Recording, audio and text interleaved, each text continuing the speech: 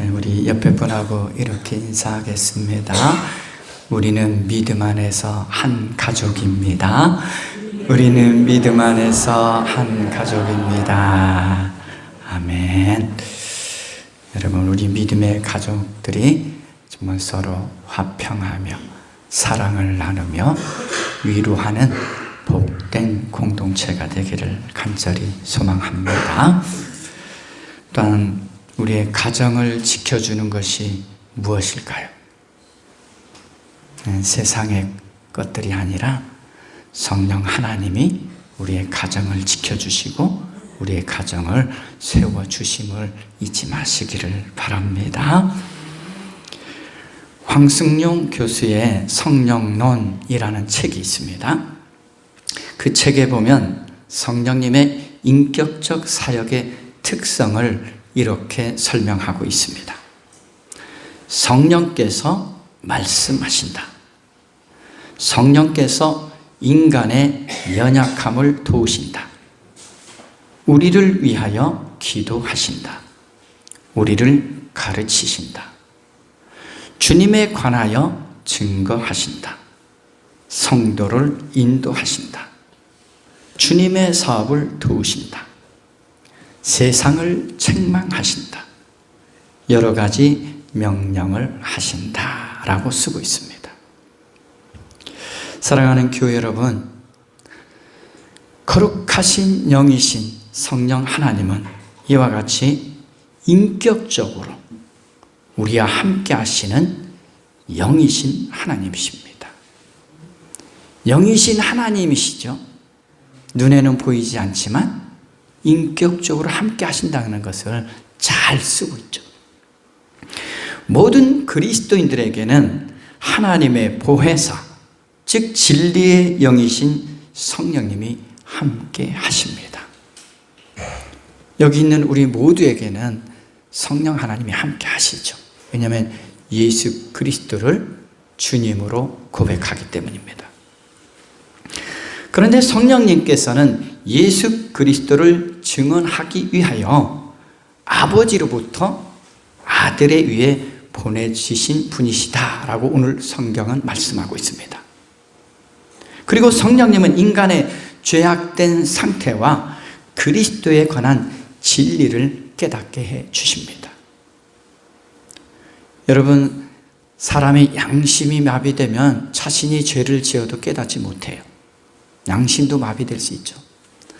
하나님은 우리에게 생명만 주신 게 아니라 양심도 선물로 주셨다라고 말씀합니다.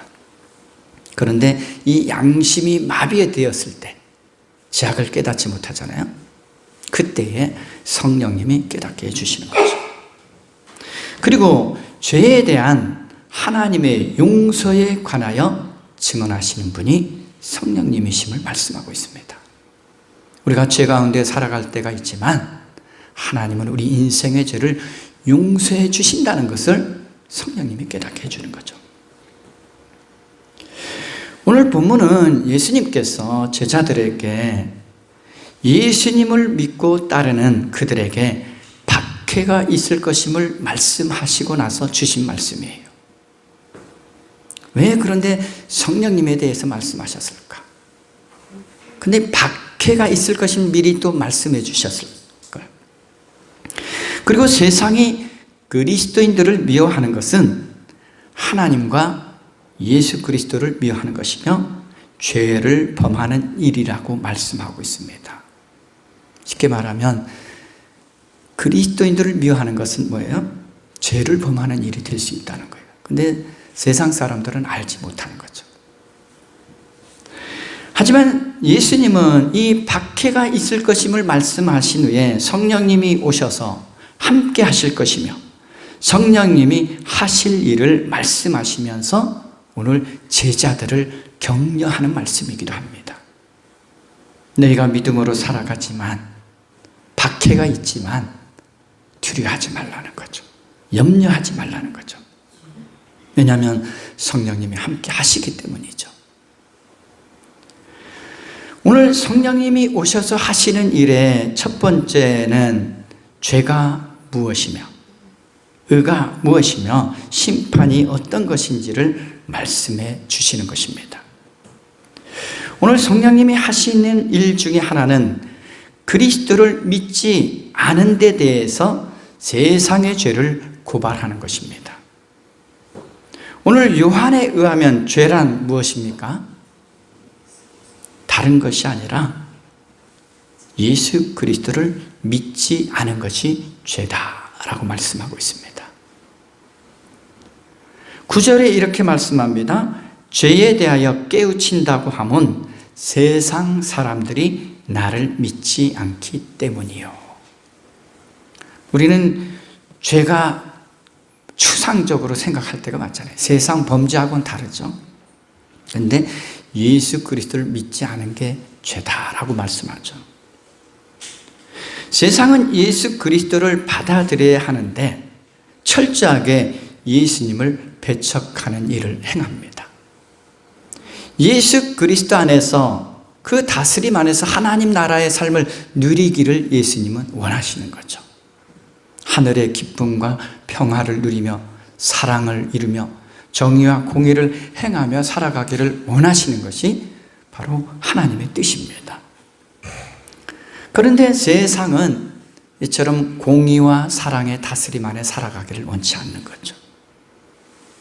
오히려 세상은 어떻게 했습니까? 죄 없으신 예수님을 죽음으로 내모는 일을 하죠. 이게 범죄한 일이죠. 모르는 거죠.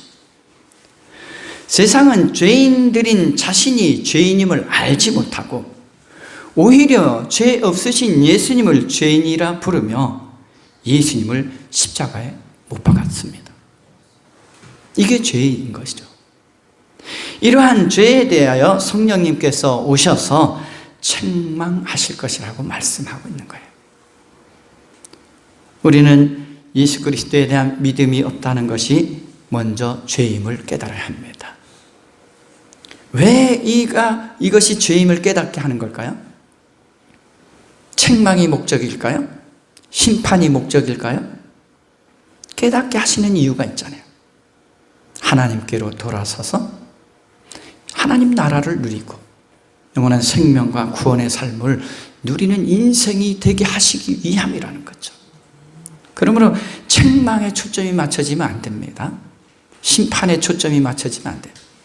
하나님이 항상 징계하고 책망하시는 이유가 있어요. 우리를 돌이켜서 새로운 생명의 삶을 살아가기를 원하시는 것이 하나님의 뜻입니다. 또한 다음으로 성령님께서 의에 대하여 깨우치신다라는 것은 무슨 뜻일까요? 그것은 예수 그리스도께서 인류가 안고 있는 이 죄의 문제를 그분의 속량의 죽음을 통해서 해결해 주시는 것을 의라고 말씀하고 있는 거예요. 쉽게 말하면 의롭지 않은 자를 위하여서 의로우신 분이 그 죄를 속량해 주신 것이죠. 대신 우리 죄를 감당해 주신 것이죠. 그래서 이것을 하나님의 의라고 말하는 거예요. 왜냐하면 의롭지 못한 자가 의롭지 못한 자의 죄를 속량할 수는 없잖아요. 쉽게 말하면 죄인이 죄인의 죄를 속량할 수 없잖아요. 우리 모든 그리스도인들은 그리스도를 믿음으로 의롭게 되어서 생명을 누리게 되었고 하나님 아버지께 받아들여진 존재가 되었다는 거죠. 그래서 이것을 의에 대하여 깨닫게 해주시는 게 이거예요. 이것을 누가 깨닫게 합니까? 성령 하나님이 깨닫게 해주시는 거예요. 죄 있는 우리 인생을 죄 없는 자로 의롭다고 여겨주셨다. 하나님께서 받아들여 주셨다라는 것을 성령님께서 깨닫게 해주시는 거죠. 여기 있는 우리 모두는 예수 그리스도의 의를 통해서 하나님께 받아들여진 존재가 된 거죠.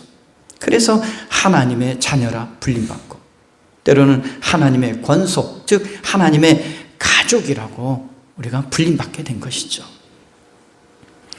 또한 예수 그리스도를 믿음으로 주님께서 이 땅에 임하게 하신 하나님 나라를 누리는 인생이 되게 하셨다는 것이 바로 이 의 속에 들어있는 것입니다. 그리고 오늘 성령님께서 심판에 대하여 깨우쳐 주신다라고 말씀합니다. 심판에 대하여. 예수님을 십자가에 못 박은 사람들은 하나님의 심판이 누구에게 내려졌다라고 생각했습니까? 예수님이 십자가에 못 박히니까 하나님의 심판이 예수님에게 내려졌다라고 세상 사람들은 생각을 했어요. 그러나 실제로는 세상 임금 행세를 하던 사탄이 거기에서 심판을 받고 있었던 것이죠. 사탄은 죄와 죽음으로 세상을 지배합니다. 사람들에게 죄를 부추기고 일단 죽음으로 다스리려고 해요. 두려움을 가져다 주죠, 사탄은. 그러나 예수님은 어떻게 하셨습니까? 십자가에서 죄를 이기시고 그리고 죽음도 이기시고 거기에다가 죄와 죽음으로 다스리려고 하는 사탄의 권세도 이기시고 승리하신 곳이 바로 이 십자가입니다. 그러니까 이 십자가는 예수님이 심판받은 것이 아니라 사탄이 심판받는 자리인 거죠. 공의와 사랑으로 다스리시는 주님이 또한 온 세상의 통치자요 심판자이심을 오늘 성령님께서 깨닫게 해주신다는 거죠. 우리 인생을 다스리시는 분이 주님이시오. 일단 우리 인생의 마지막에 이 심판대 앞에 섰을 때 그 심판하시는 분이 주님이심을 말씀하고 있는 것입니다. 이 모든 것들이 성령님께서 깨닫게 해주시는 일들임을 오늘 본문은 말씀하고 있는 거죠. 우리가 가장 쉽게 알 수 있는 것은 하나님의 말씀을 누가 깨닫게 해줍니까? 성령님이 깨닫게 해주는 거죠. 저도 성령님이 깨닫게 하지 않으면 이 말씀을 이해할 수 없죠. 연구해 하겠죠. 여기저기 서적도 찾아보고 연구는 하겠지만 정말 하나님이 우리에게 주시는 말씀이 뭔지를 깨닫게 하시는 분은 성령님이에요. 저도 여러분을 깨닫게 할 수 없습니다. 저도 그냥 전할 뿐이죠. 전하는 도구에 불과하잖아요. 저나 여러분이나 함께 이 말씀을 깨닫고 이 말씀대로 살아가기를 힘써야 하는 거예요. 또한 오늘 본문에 보면 성령님은 진리의 영이시다라고 말씀합니다. 진리의 영으로서 그리스도를 따르는 이 제자들을 진리 가운데로 인도하실 것임을 말씀하고 있습니다. 우리를 죄와 불의가 아니라 진리 가운데로 인도하시는 분. 요한복음 14장 26절에 이렇게 말씀합니다. 그러나 보혜사 곧 아버지께서 내 이름으로 보내실 성령께서 너희에게 모든 것을 가르쳐 주실 것이며 또 내가 너희에게 말한 모든 것을 생각나게 하실 것이다. 오늘 성령님께서는 무엇을 가르치시고 무엇을 생각나게 하실까요? 오늘 분명히 말씀하잖아요. 예수님께서 말씀하신 것을 가르치실 뿐만 아니라 예수님께서 말씀하셨던 것을 생각나게 하시는 일을 하신다는 거예요. 그러나 성령님께서 오셔서 하시는 일 중에 가장 중요한 일이 있습니다. 오늘 본문에 나와 있습니다. 성령님께서 이 땅 가운데 오셔서 또한 우리 마음 가운데 오셔서 하시는 일은 그리스도를 증언하는 일을 하신다는 거예요. 예수 그리스도가 누구이신지를 증언하시는 일이에요. 예수 그리스도가 어떤 분이신지를 우리에게 증언하시는 일을 하신다는 거죠. 그리고 예수님께서는 제자들을 향해서도 그리스도를 증언하는 일을 할 때 세상의 박해를 두려워하지 말고 강하고 담대하게 하라고 말씀하시고 있습니다. 왜냐하면 성령님이 함께 하실 것이기 때문에. 성령님도 증언하시지만 제자들도 마찬가지라는 거죠. 예수 그리스도를 증언할 때 강하고 담대하라. 성령님이 함께 하실 것이다 라고 말씀하고 있죠. 그런데 오늘 여기서 그리스도를 증언한다라는 말씀이 있죠. 그런데 이것은 단순히 말로 전하는 것을 의미하지 않습니다. 이 증언이라는 단어는 헬라어로 마르티레인이라는 단어를 씁니다. 이는 목숨을 바쳐서 증언하는 것을 말합니다. 우리가 제자들의 삶을 보면 알 수 있죠.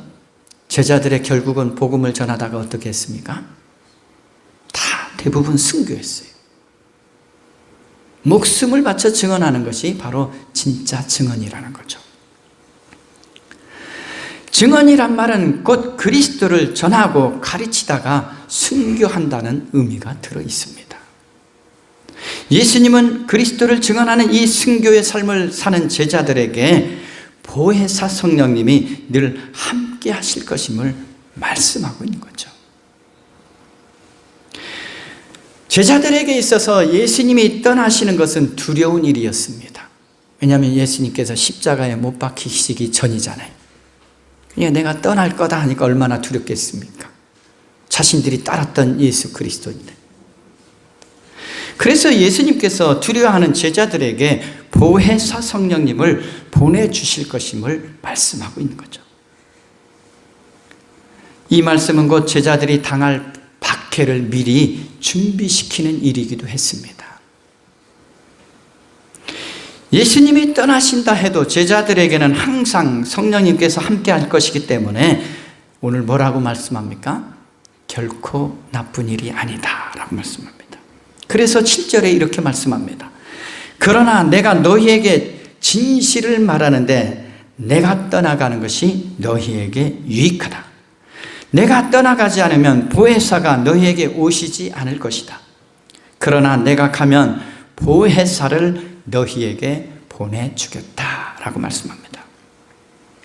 성령님께서는 예수님에게 오셔서 예수님의 사역을 위해 예수님께 능력을 주셨습니다.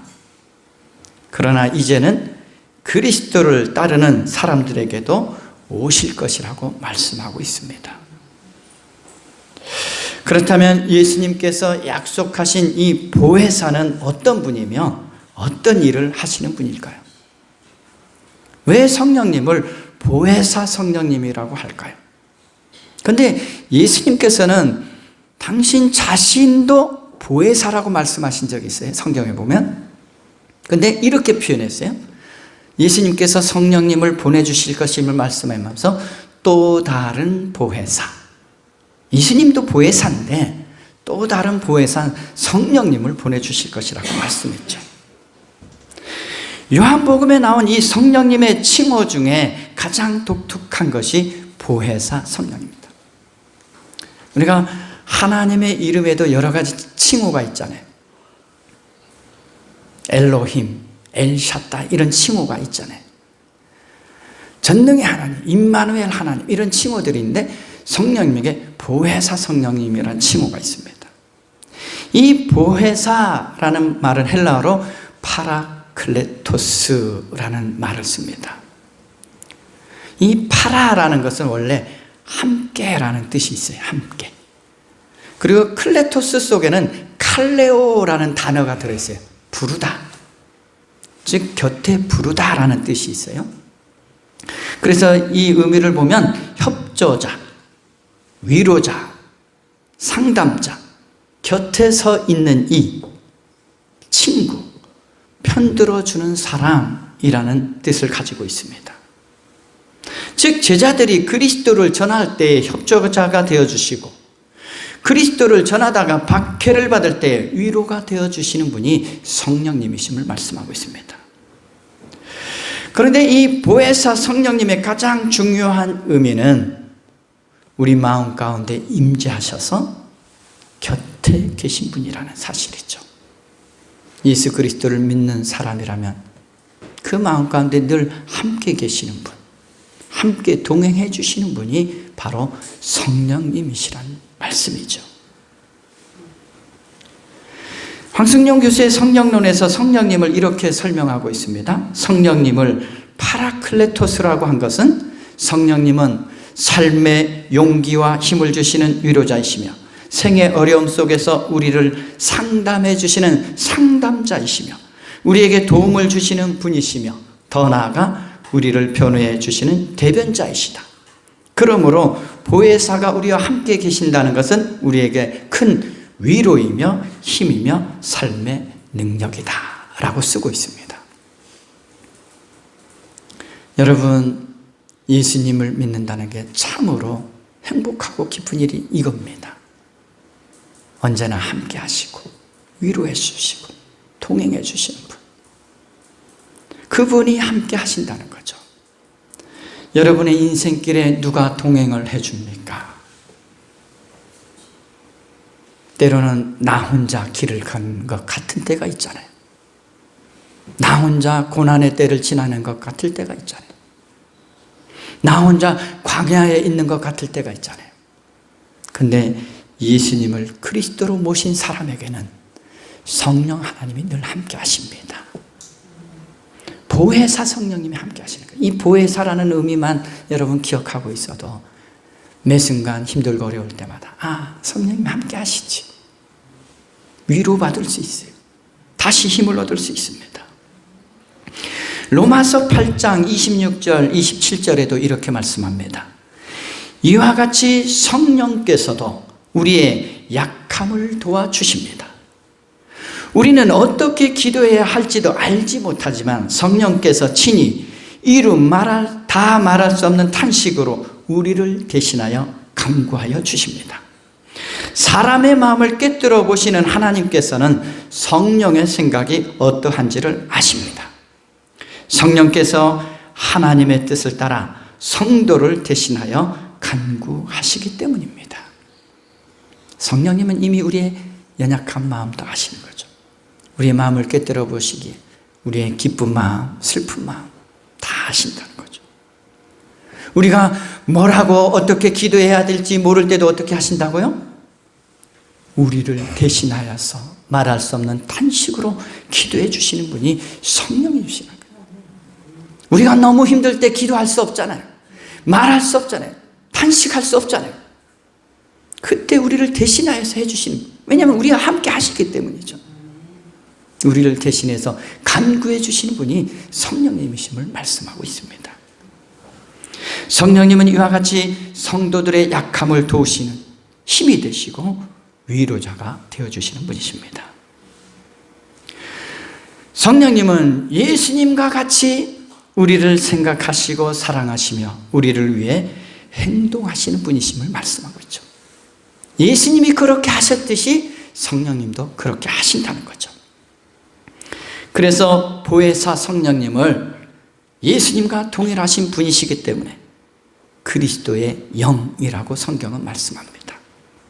같은 마음을 가지고 계신 분이죠.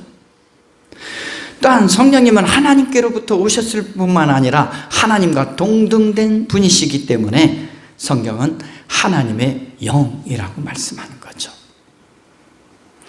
무엇보다 예수님이 제자들과 함께 하시고 믿는 사람들과 함께 하셨던 것처럼 성령님도 제자들뿐만 아니라 모든 믿음의 사람들과도 항상 함께 하시는 분이심을 말씀하고 있습니다. 또한 오늘 본문에 보면 성령님을 진리의 영이라고 말씀하셨잖아요. 성령님은 진리의 영이시기에 우리를 온전한 진리로 인도하시는 분이십니다. 세상에는 진리라고 말하는 게 여러 가지가 있죠. 이것이 진리다, 저것이 진리다. 그러나 그 진리들은 온전하지 않다는 거예요. 우리는 진리의 영이신 성령님으로 인해서 하나님께서 말씀하신 것을 보게 되고 깨닫게 되는 것입니다. 성령님이 아니고서는 우리에게 생명을 주시는 하나님의 진리를 깨달을 수 없다는 거죠. 여러분, 어떤 것이 참된 진리일까요? 진리는 생명을 줄 수 있어야 돼요. 진리는 영원한 것을 말할 수 있어야 됩니다. 그런데 세상의 진리는 생명을 주지 못합니다. 지혜를 줄 수 있죠. 지식을 줄 수 있어요. 그러나 생명은 줄 수 없다는 거죠. 성령께서는 무엇보다 우리를 길이요 진리요 생명이 되시는 예수님께로 향하도록 도와주신다는 거죠. 왜냐하면 예수님이 곧 길이요 진리요 생명이잖아요. 이게 진짜 진리지요. 그래서 우리로 하여금 예수 그리스도 안에서 진리이신 예수 그리스도 안에서 하나님 나라의 삶을 누리게 하시는 분이 성령님이십니다. 성령님은 또한 하나님 나라의 가치인 이 진리를 추구하는 거룩한 삶을 살게 도와주십니다. 우리가 오늘 읽은 교동문 속에 하나님 나라의 가치가 있어요. 사랑과 정의와 화평과 위로와 기쁨들이 들어있는 거죠. 이게 하나님 나라의 가치들인 거죠. 공의가 들어있는 거죠. 왜냐하면 하나님은 공의로우신 분이잖아요. 그런데 이 모든 공의를 뭐로 감싸고 있습니까? 하나님의 무한하신 사랑으로 감싸고 있는 거죠. 자신의 외아들을 주시기까지 하는 그 사랑으로 이 공의도 감싸고 있는 것입니다. 우리가 이런 말을 하잖아요. 정의만 추구하면 뭐가 돼요? 메마르게 되는 거예요. 메마른 거. 정의를 부르짖는 거 참 좋은 거잖아요. 그런데 그러다 보면 마음에 사랑이 없는 거죠. 딱딱해진.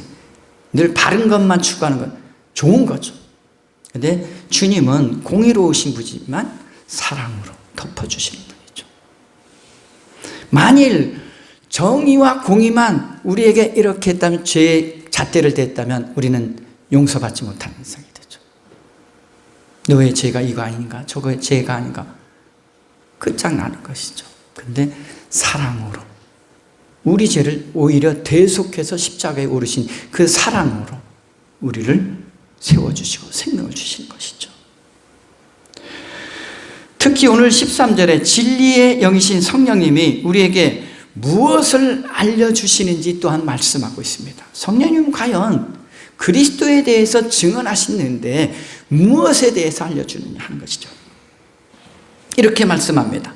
그러나 그분 곧 진리의 영이 오시면 그가 너희를 모든 진리 가운데로 인도하실 것이다. 그는 자기 마음대로 말씀하지 않으시고 듣는 것만 알려주실 것이요 앞으로 올 일들을 너희에게 알려주실 것이다 라고 말씀합니다. 오늘 여기서 성령님께서 자기 마음대로 말씀하지 않으시고 듣는 것만 알려주신다고 말씀하고 있습니다. 오늘 성령님께서 들으시고 말씀하시는 것이 무엇일까요? 바로 예수님께서도 아버지의 뜻을 이 세상 가운데 알리신 것이잖아요. 성령님께서도 바로 그러한 것을 하시는데 예수님처럼 하나님 아버지로부터 받은 것을 사람들에게 전하실 것이라는 말씀이에요. 또한 성령님은 앞으로 올 일들을 말씀하실 것이라고 오늘 말씀하고 있죠. 오늘 앞으로 올 일들을 어떤 일들을 구체적으로 말씀하는 것이냐 하는 것이죠. 오늘 구체적인 내용이 그것입니다. 바로 예수님에게 있을 그 죽음에 대해서 말씀하고 있어요.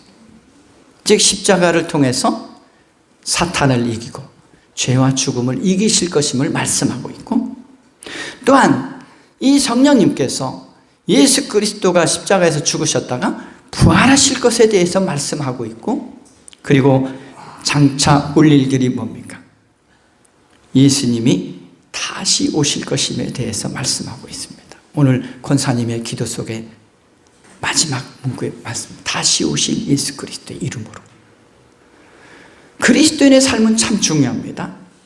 다시 오실 예수 그리스도에 대한 소망이 있어야 믿음으로 살아갈 수 있는 거예요. 이 소망이 없으면 우리는 소망이 있는 삶이 되지 못하는 거죠. 그리고 성령님은 그리스도가 아버지의 뜻에 순종하여 십자가의 죽으심으로 아버지께 영광을 돌리셨던 것처럼 성령님도 그리스도의 인격과 사역의 의미를 분명히 알림으로써 하나님께 영광을 돌리는 그런 삶을 산다는 것이죠. 즉 성령님께 직접 맡겨진 사역은 바로 다른 것이 아니라 그리스도를 나타내는 일입니다. 그리스도께서 하신 일들을 세상에 나타내는 것, 성령님도 하시지만 성령님과 함께 살아가는 우리들도 예수 그리스도를 나타내는 삶이 되어야죠. 복음을 전하는 삶이 되어야 된다는 거죠. 그런데 앞서서 말씀드렸지만 복음은 말로 전하는 게 아니라는 거죠. 내 목숨을 내어주는 그 순교적 삶의 자세, 그리고 사랑과 희생을 통해서 전해지게 해야 되는 거죠. 예수 그리스도께서 생명을 주려고 이 땅에 오셔서 하나님 나라를 이루게 하셨음을 증언하는 삶이 되어야 한다는 것입니다. 하나님 아버지의 뜻과 진리를 예수님처럼 세상에 보여주시는 일이 성령님이 하시는 일입니다. 하나님 아버지의 뜻은 다른 것이 아닙니다. 죽은 자와 같은 우리가 예수 그리스도를 믿음으로 새롭게 회복되어서 새 생명의 하나님 나라의 삶을 이 땅에서 살아내는 겁니다. 앞에서 말씀드린 하나님 나라의 가치를 가지고 살아내는 일이에요. 우리 인생은 진리의 영이시며 보혜사이신 성령님의 인도하심을 따르느냐에 따라서 하나님 나라의 온전한 삶을 이 땅에서도 살아갈 수 있습니다. 사랑하는 교회 여러분, 성령님은 우리가 가장 절망하고 가장 박해받는 위기의 때에도 함께해 주시는 분이십니다. 성령님을 통하여 우리가 알게 된 하나님의 뜻은 우리가 살아나는 거예요. 회복되는 것입니다. 그리고 하나님 나라의 새로운 생명의 삶을 이 땅 가운데서도 살아내는 것입니다. 우리가 살아나는 길은 보혜사이신 예수님이 보내신 또 다른 보혜사이신 성령님을 의지하며 살아가는 것입니다. 주님을 의지할 때 살아날 수 있어요. 새로운 삶을 살아갈 수 있습니다.